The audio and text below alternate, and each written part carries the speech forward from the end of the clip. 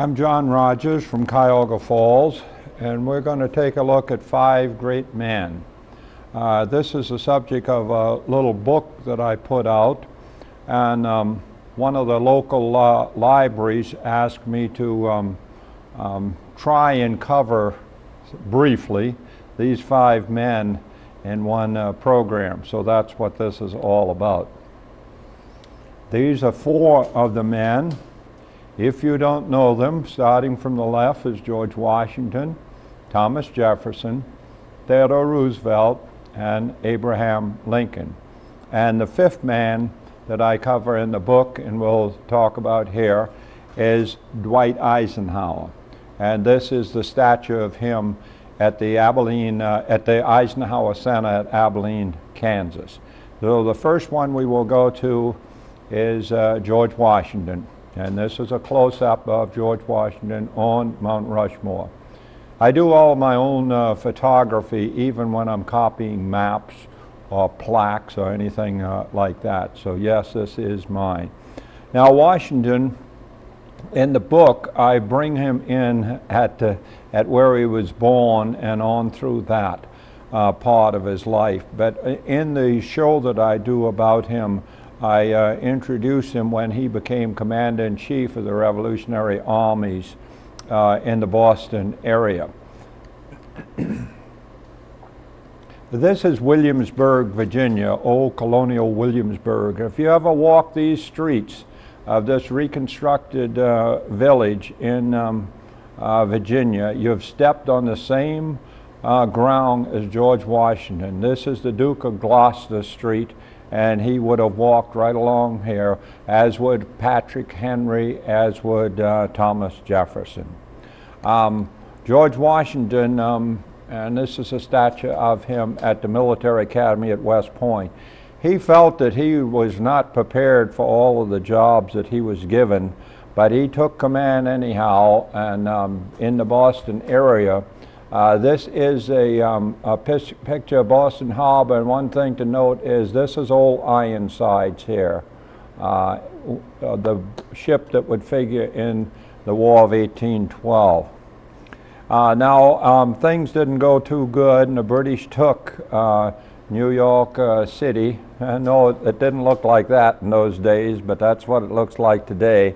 And the final retreat was across the Hudson River, up these cliffs. This is the Palisade, which are cliffs on the New Jersey side, and he had to get up there, and he had a little camp right by where the George Washington Bridge lies today. And then finally the retreat route lay across the rest of New Jersey and over to Pennsylvania.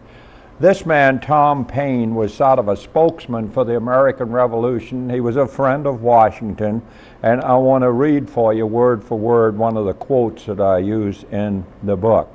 And while I'm doing that, I'll show you Valley Forge. People talk, I've even heard people talk about the Battle of Valley Forge. There was no battle here. This was just where they spent a very hard and bitter winter. And the flag is at half-staff in the background because of the death of John Kennedy. So you can see that this is an old picture.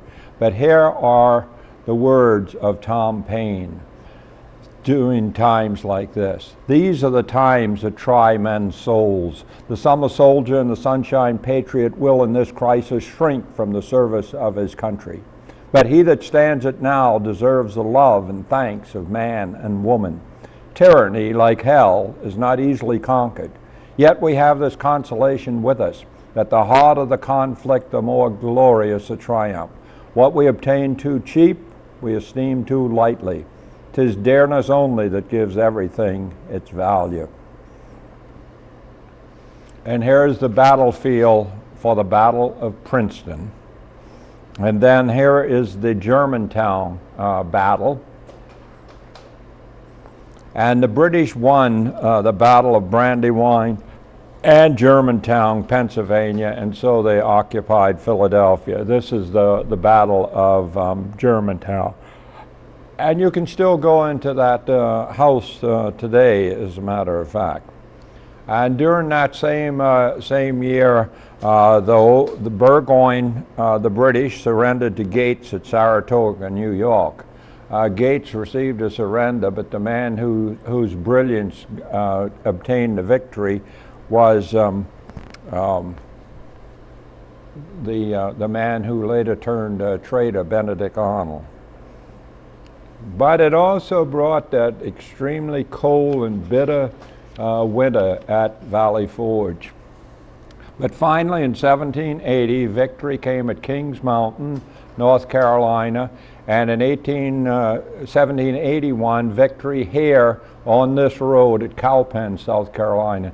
Then there was a partial victory at Guilford Courthouse outside of Greensboro, North Carolina, and that was what turned Cornwallis up to the north, to Yorktown. And the surrender was received on these grounds at Yorktown. And then Washington resigned as commander-in-chief. There were those who would have crowned him king, but he wanted no part of that. What he wanted was this place. He wanted to go back to his Mount Vernon and return to private life, private farming life. But he didn't get to do that for very long. One of the finest statues that I know of Washington is this one in the cemetery by Paramus, New Jersey. It's in the George Washington Cemetery. Another fine one, probably the finest, I'll have to admit, is in the capital at Richmond, capital of Virginia at Richmond, and that is the only one that he actually posed for. And he realized that he was really getting into something, and there was no precedence or anything. And he wrote letters about his first presidency to a number of people. One of them was Thomas Jefferson. And he kept on saying that it was important that people realize that they should honor and respect and actually treasure their government, because that's what gave them all of their freedom.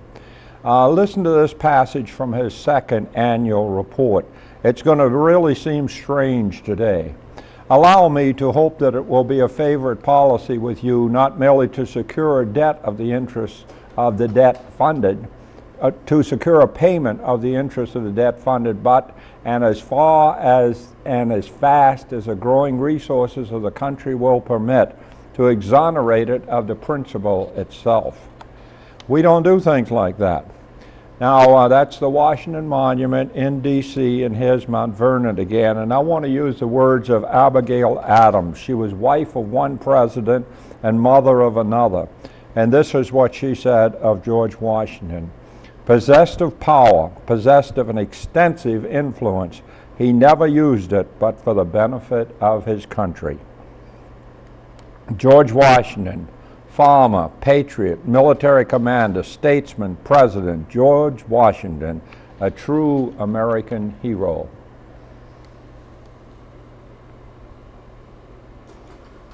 Another picture of the beautiful Mount Rushmore, blue sky, everything, and we're going to talk about the second man, Thomas Jefferson.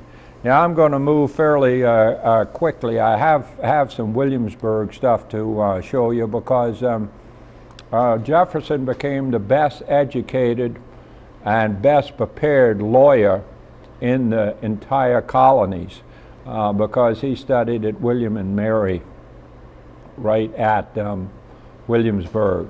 And this building was there when Jefferson was there.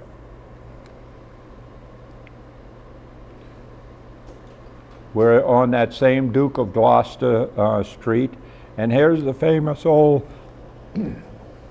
Raleigh Tavern. In the Apollo Room of here, he spent a lot of time talking and so forth. Now, I want to take you up to Philadelphia, to Independence Hall. In the year 1776, excuse me, in Philadelphia, in what we now call Independence Hall, after much talk and debate, in which Jefferson did not participate, He put into written words the thoughts that were being expressed. He did the writing in his lodgings in the Graff House, 1 block off the Mall of Independence Square. And this is the final declaration here. This does not have the pieces that were crossed out and so forth. And Jefferson designed this center part. The wings have been added, but the center part was designed by Jefferson. And this is the capital of Virginia in Richmond. And then you probably have heard quite a bit about his house, Monticello. Here's what he said about Monticello. Even when he was in France in gardens like these out at Versailles, he was saying this: I am as happy nowhere else and in no other society, and all my wishes end where I hope my days will end, at Monticello. Then he wrote to James Madison after he had gotten a copy of the Constitution, and he says, a Bill of Rights is what the people are entitled to against every government on earth, general or particular, and what no just government should refuse or rest on inferences. And that is a summation of the Bill of Rights in that same cemetery in New Jersey where I took a picture of the beautiful statue of Washington.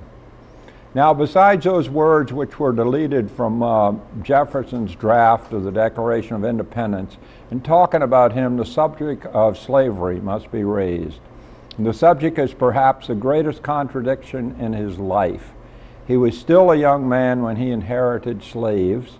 His marriage brought more slaves, and he owned slaves for the rest of his life, as many as 200. This man has passed away. This is my friend Brooks, or Henry Ladson. And Brooks couldn't read or write, and Brooks's ancestors were slaves. Brooks's ancestors did not have birth certificates. They had a bill of sale like you are looking at now. And that bill of sale, that piece of paper, together with a slave medal like this, hung around their neck for all the time. Those enslaved them.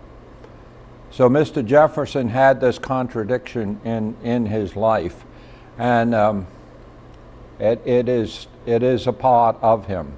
And he had his beautiful Monticello. I won't go into too much about Monticello. I think you ought to go down to Virginia and see it. It's a neat place. But this was a multifaceted man. He was an inventor, an architect, a student, a gardener, a farmer, a thinker.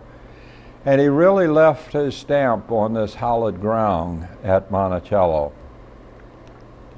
He had this to say about papers and so forth. Whenever the people are well informed, they can be trusted with their own government.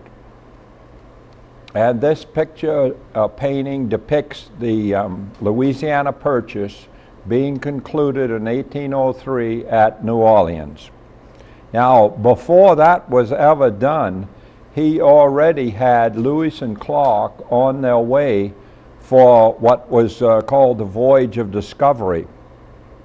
And the Shoshone Indian woman, Sacagawea, sitting in this big sculpture out in Montana, was they found her at Fort Mandan in North Dakota, and she went with them for the rest of the trip and guided them. And the fact that she was an Indian woman with a baby helped keep peace with the Indians as they moved on through.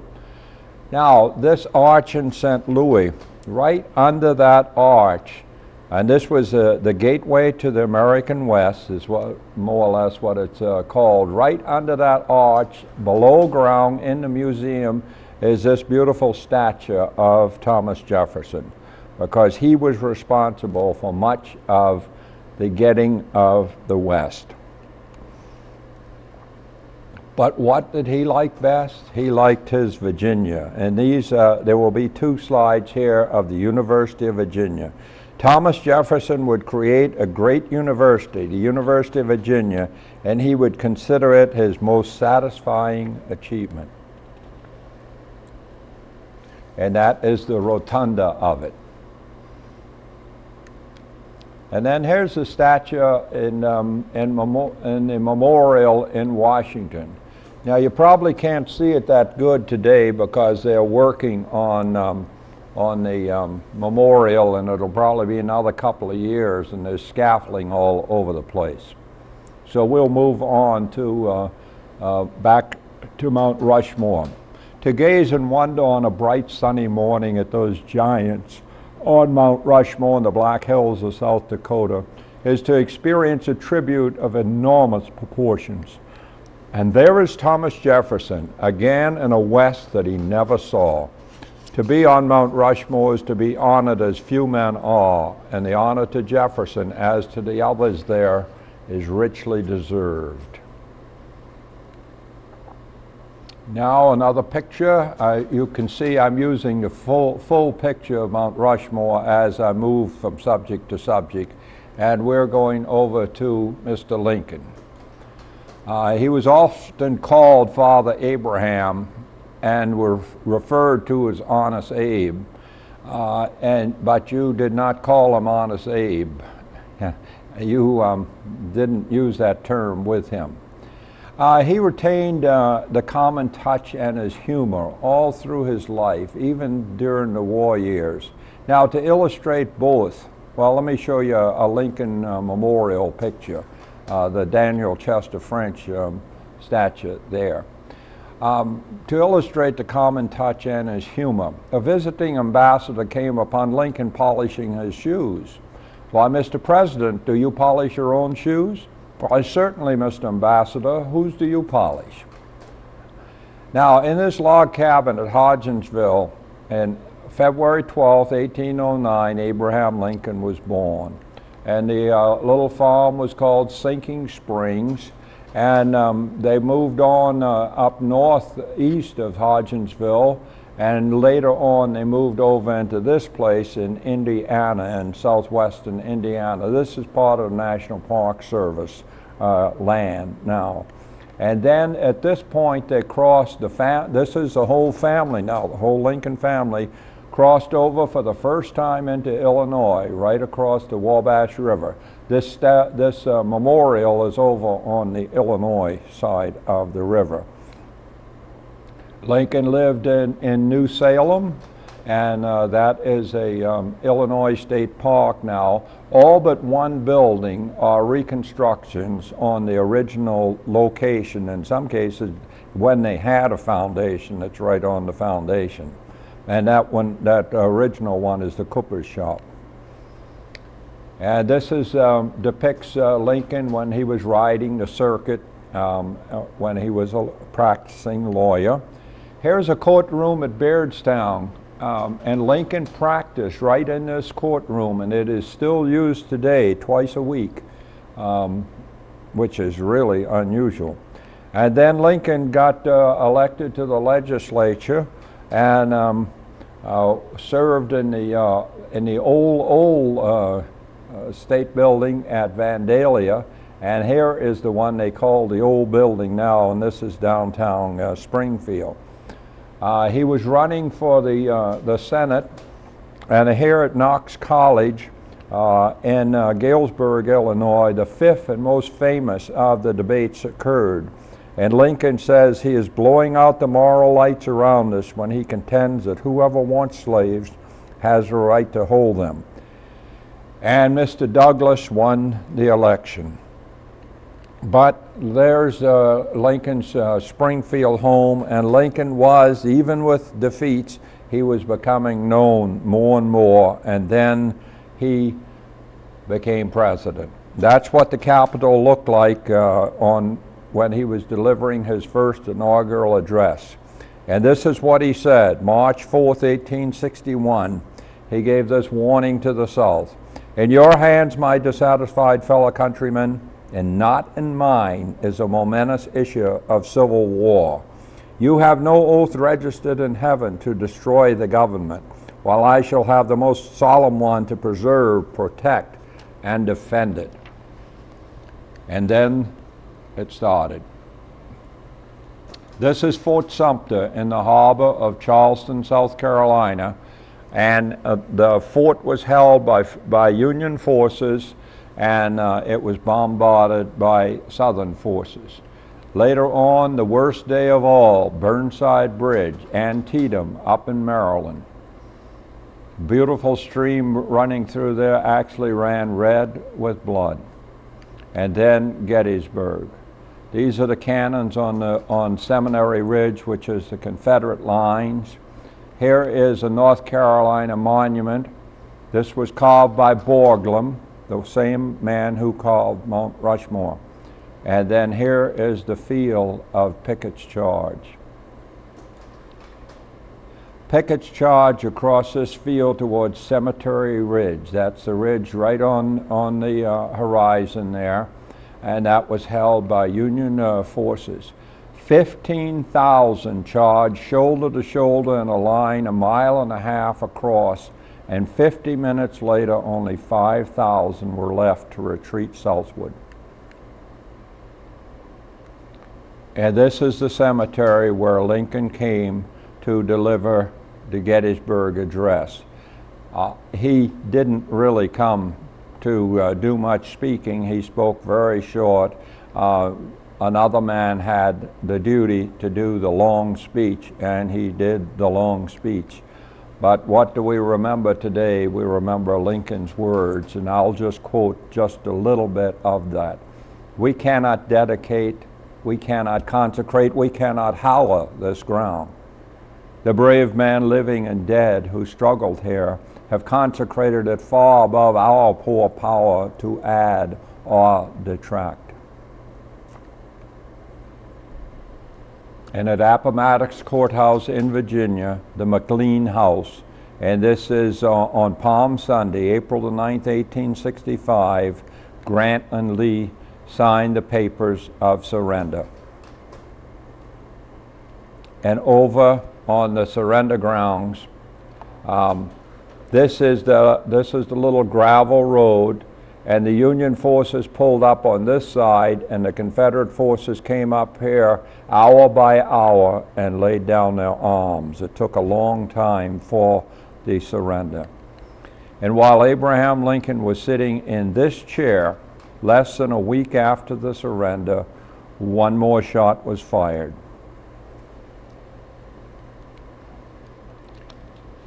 This is the grave site in Springfield, Illinois, and down inside the building there is the grave itself. And I'm going to read to you just a portion of Edward Markham's poem, Lincoln, the Man of the People, which he read when the Lincoln Memorial was dedicated in 1922. Some statues of Abraham Lincoln. And I want to point, this is at Topeka, Kansas. The previous one was at Gettysburg.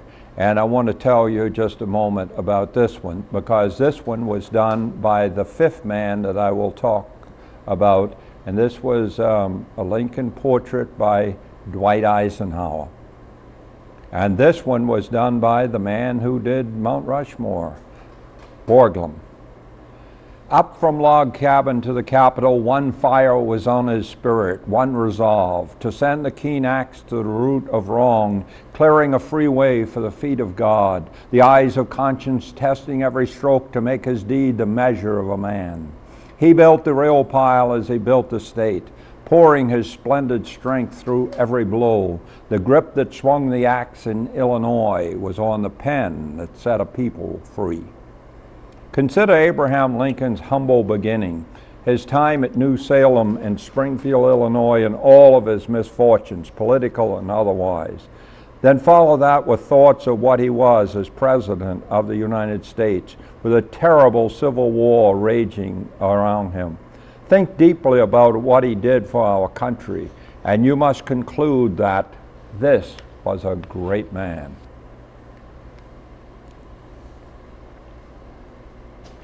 Now we're going to move over to a completely different kind of man, and this is Theodore Roosevelt, and my title is Theodore Roosevelt Dash. He had the right stuff. You might have heard of the right stuff in conjunction with the astronauts, but it goes further back than the astronauts. And that's T.R. on Rushmore. And I always associate him with the Grand Canyon. He was probably the prime mover in saving it. And here is his home of birth in downtown Manhattan in New York City. And where he lived most of his life was at Sagamore Hills out on Long Island. In 1884, they were starting to construct this, but it was a year of tragedy for Theodore. For on the same day, his wife of only a few years and his mother died in the same house in New York City on the same day. Alice, his baby daughter, was only a few days old, and he put her in the hands of Bammy, his sister, and headed for the Dakota Territory. And I always associate him with Grand Canyon, but especially the Badlands of North Dakota.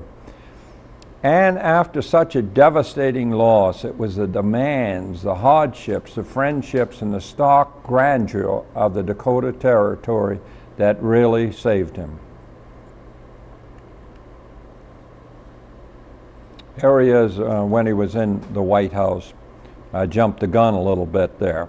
And here is the home at Sagamore Hills again. It's a Queen Anne style home here at Oyster Bay on Long Island.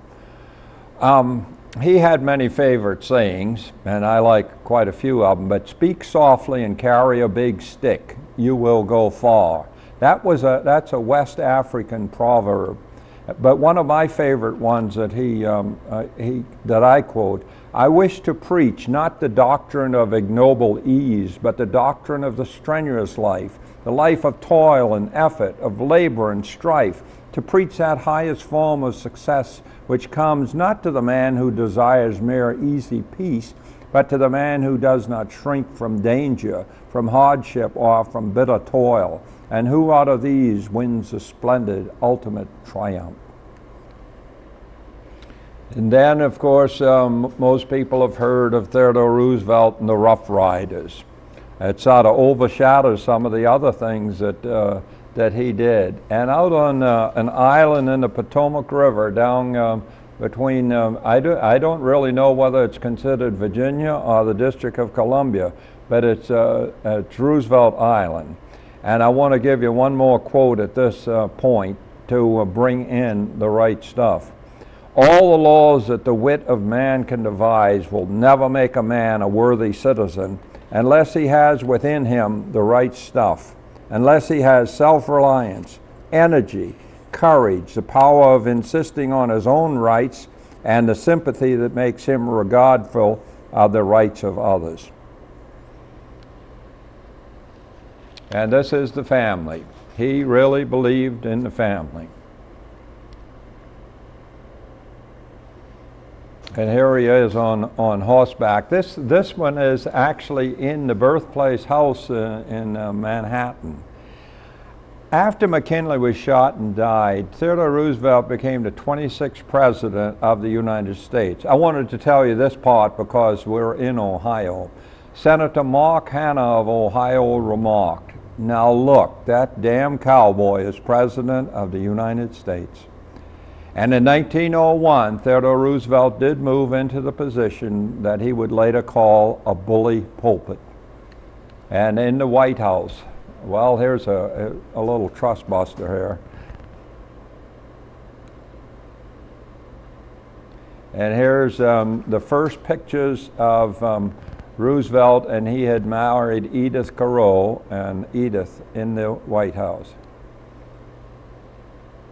And here he is at Bangor, Maine. And the reason I leave this picture in is because 3 days after this picture was taken, Roosevelt was meeting way back then with Winston Churchill. But anyhow, gives me also an opportunity to give you another quote. The things that will destroy America are prosperity at any price, peace at any price, safety first instead of duty first, the love of soft living, and the get-rich-quick theory of life. And he always said that he was not trying to be subtle or original. He was just trying to make Americans be Americans. And he considered that essential to good government. And now he won the greatest presidential landslide up through that time, and he's president now on his own. And then you know all about the Panama Canal. It's about to change hands here. And he said, I took the isthmus, started a canal, and then left Congress not to debate the canal, but to debate me. Here's Theodore Roosevelt, and the man in the beard in the background there is John Muir, one of my favorites since I'm in the Sierra Club. And it was men like John Muir and other naturalists who actually had the influence that resulted in much of the preservation of parkland and refuges by Theodore Roosevelt, and thus the name of the golden age of conservation. And this is in Yosemite, and that old Jeffrey pine is dead. It's been dead probably almost 20 years now, and it was 400 years old when it died. And then I mentioned him in conjunction with the Grand Canyon before. He also saved, under the Antiquities Act of 1906, Chaco Canyon in New Mexico. And here's old Theodore cutting wood.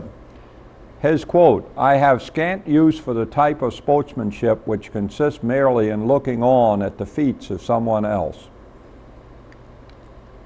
And then after he left the presidency, he went into Africa, and he liked big game hunting and so forth. And then in 1912, when he saw a lot of what his administration had done being eroded away, he couldn't get the Republican nomination, but he said, my hat's in the ring. And this was called, it's the National Progressive Party, and became known as the Bull Moose Party. He was the Bull Moose candidate, but that was not successful either. And here's where he lies, out on Oyster Bay. He had led a vigorous life, and one would hope that he had few regrets. One last quote sums up his life. Far better it is to dare mighty things, to win glorious triumphs, even though checkered by failure, than to take rank with those poor spirits who neither enjoy much nor suffer much, because they live in the gray twilight that knows not victory nor defeat. And this is a ding-dolling cartoon of Theodore riding off into the sky. If it's possible for this active spirit that is Theodore Roosevelt to rest in peace, may it be so. Now we're going to move to Dwight Eisenhower - I Like Ike. And you're going to see a wheat field right away, because wheat is one of the big things out around Abilene, Kansas, where he grew up. Abilene is the northern terminus of the old Chisholm Trail, which was a cattle trail. So this had been a real Wild West town when Ike grew up in this home. He went on, he really was going to try for the Naval Academy, but he was too old, and he got to the Military Academy at West Point instead. All he really wanted to be is a football star, but he injured his knee, and that was that. And he was known, his class was known as the class the stars fell on, because so many went on to become generals. 59 cadets out of that one class gained 111 stars. And then he married Mamie at his first assignment, July 1st, 1916, down in Texas. And then their love affair started with the Gettysburg area when Ike was at Camp Colt, which is no longer in existence, at Gettysburg. This man, Fox Connor, was his leader at when he was down in Panama. 40 years later, Ike called this general, Fox Connor, the ablest man I ever knew. And it was General Connor who helped arrange for Ike to go to the Command and General Staff School at Fort Leavenworth, Kansas. And Ike finished first in a class of 275, much better than he had done at the Military Academy at West Point. And then this is Ike this is the Command and General Staff School. I'd forgotten that I had put that in, but since I first wrote the words, I have been to that school to see what it was like, to see where it was and how it looked. And this is Ike in civilian clothes, and at this point he was working under the direction of General Pershing. And it was a commendation from General Pershing as a result of this work was one of the real turning points in Ike's career. Now, if you go out to the center at Abilene, the Eisenhower Center, you will see a number of murals. You will see all kinds of interesting things. But a couple of those murals I use, and this is the Command Operations mural after he was assigned to that, planning the invasion of Europe. And he met with this man, Winston Churchill, twice a week through much of the time that he was in England.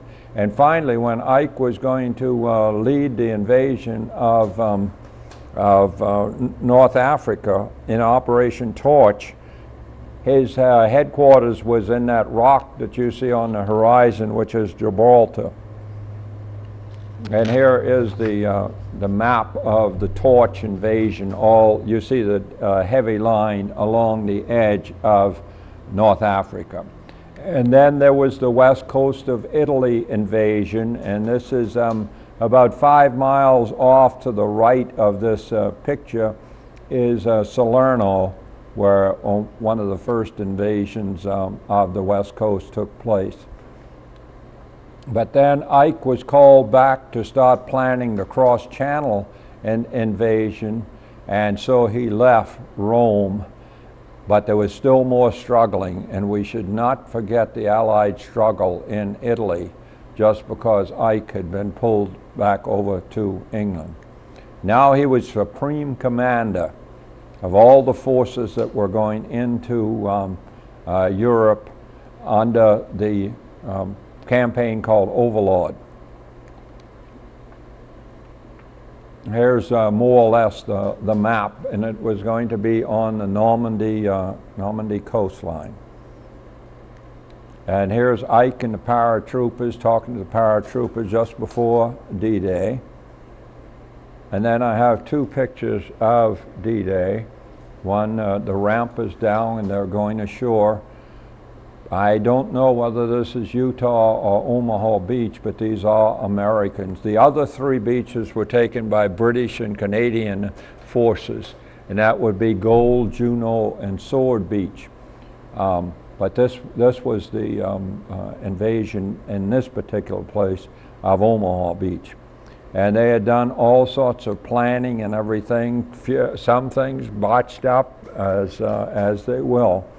And then Hitler directed the Ardennes attack, the Battle of the Bulge, and this is that part.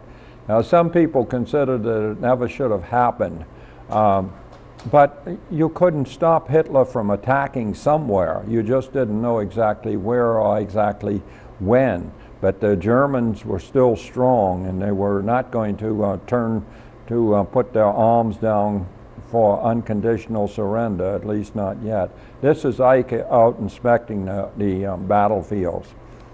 And Ike was not going for Berlin, he was going for the Ruhr. That's where all the industrial might was. And in just that one campaign, and by April the 18th, they had 30 generals in the 325,000 Germans who were captured. Now, I don't know what you do with that many people when you capture them.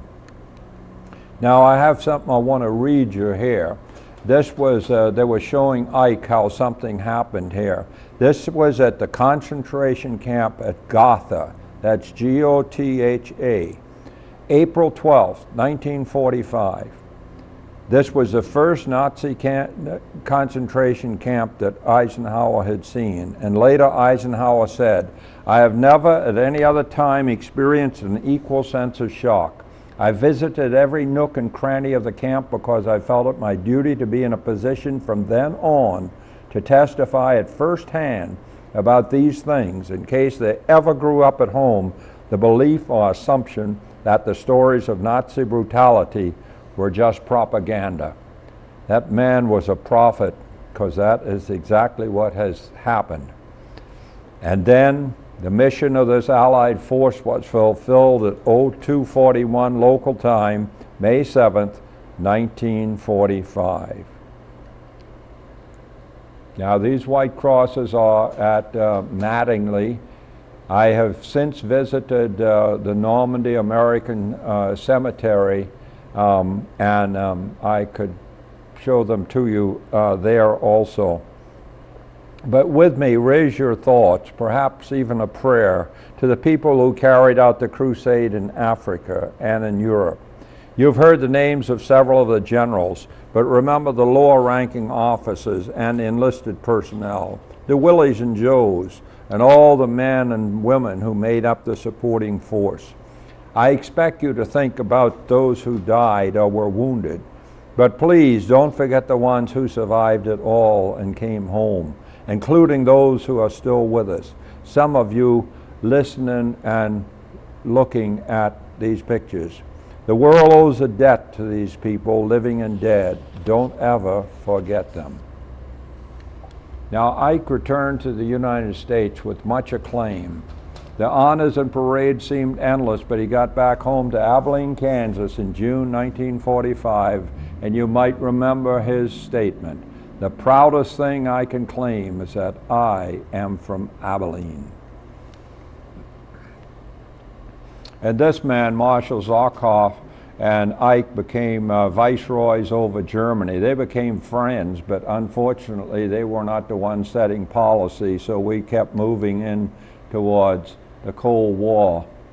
And this plane, a B-29 boxcar, B-O-C-K-S car, this B-29 is the one that dropped the atomic bomb. Actually, it was a plutonium bomb on Nagasaki, ending the war. And that all happened when Ike and his son were visiting in the Soviet Union. But, as I said, things were still going into the Cold War, and here is what happened. There's the Berlin Wall, the infamous Berlin Wall. Now, Ike had been, people had been after Ike to run for president, and that's what he did. Thumbs down, no, for years. But he was finally convinced that his country needed him, and so we started seeing "I like Ike" buttons. Now, after he had defeated Adlai Stevenson, he would serve 2 full terms. And a number of people thought that he kept himself above the fray, and so they used Ike in a helicopter. I've forgotten, I have in another script, I have who did this cartoon, but it's a pretty good one. But you got to remember that Ike didn't just jump in. He studied an issue before he started spouting off at the mouth. And then he gave another speech called "The Chance for Peace," in which he compared battleships like Iowa and planes with what people really needed, the houses, the wheat, and everything of that nature. It was a fine speech. And then he had a meeting set up with the Soviet Union to meet in Paris, trying to defuse the Cold War, when this man, Gary Powers, got shot down in a U-2 spy plane over the Soviet Union. Gary Powers was captured. This was May 1st, 1960. And this was the final day of such flights as ordered by Eisenhower, but it was too late. Dwight Eisenhower closed out his presidency with a farewell address.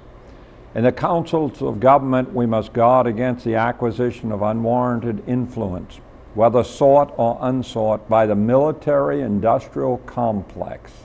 The potentials for the disastrous rise of misplaced power exist and will persist.